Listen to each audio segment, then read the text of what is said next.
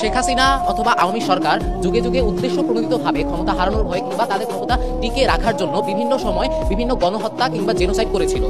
এখন মাননীয় স্পিকার আরেকবার লক্ষ্য করুন, আজ থেকে এক যুগ আগে যখন 28 ফেব্রুয়ারি 2013 সালে আল্লামা দেলোয়ার হোসেন সাঈদীকে মিথ্যা মামলার রায় ফাঁসি দেওয়া হয়েছিল, সেই ফাঁসির বিচারে যখন আসলে জনগণ প্রতিবাদ করেছিল, সেই প্রতিবাদে শেখ হাসিনা তাদেরকে গণহত্যা করেছিল।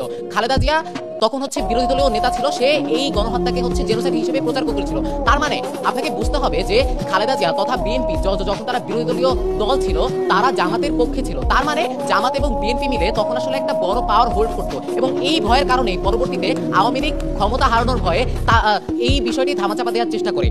দ্বিতীয়ত, যুগে যুগে আওয়ামী সরকার অনেকবার চেষ্টা করে তাদেরকে যারা আসলে তাদের বিপক্ষে ভয়েস রেজ করে বা তাদের বিপক্ষে কথা বলে, সেই মানুষগুলোকে মেরে ফেলার, সেই মানুষগুলোকে তারা গণহত্যার মাধ্যমে আটকে দিতে চায়। আর একটা জিনিস লক্ষ্য করুন, হত্যাকাণ্ড করা হয়েছিল আপনার ক্ষমতা হারানোর ভয়ে, কিন্তু পরবর্তীতে আপনার হত্যাকাণ্ড নিয়ে যেই সব জিনিসগুলো প্রচার করা হয়, ওই জিনিসগুলো প্রচার করা হয়েছে এই হত্যাকাণ্ডকে বৈধতা দেওয়ার জন্য।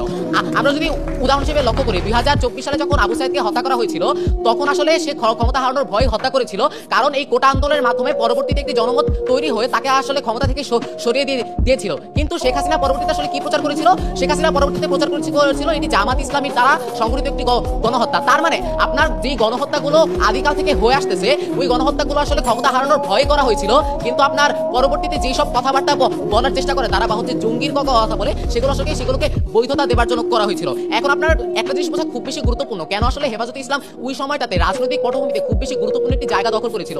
আপনাকে একটা জিনিস বুঝতে হবে যে যখন হেফাজতে ইসলামী আসলে আন্দোলনরত ছিল, তখন তারা ঢাকার 6টি প্রবেশ মুখ দখল করেছিল।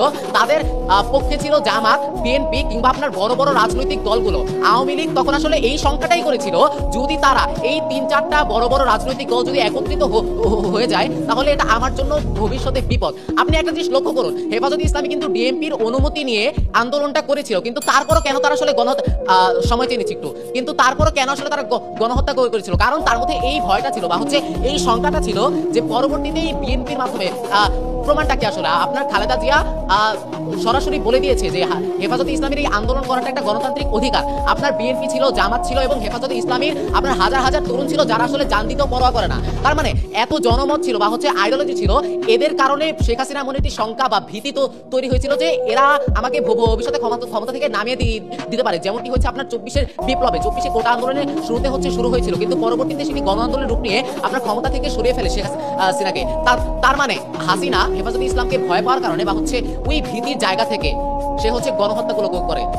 সুতরাং আজকের সংসদে দাবি জানাচ্ছি এই বিষয়টি গৃহীত হবার। ধন্যবাদ।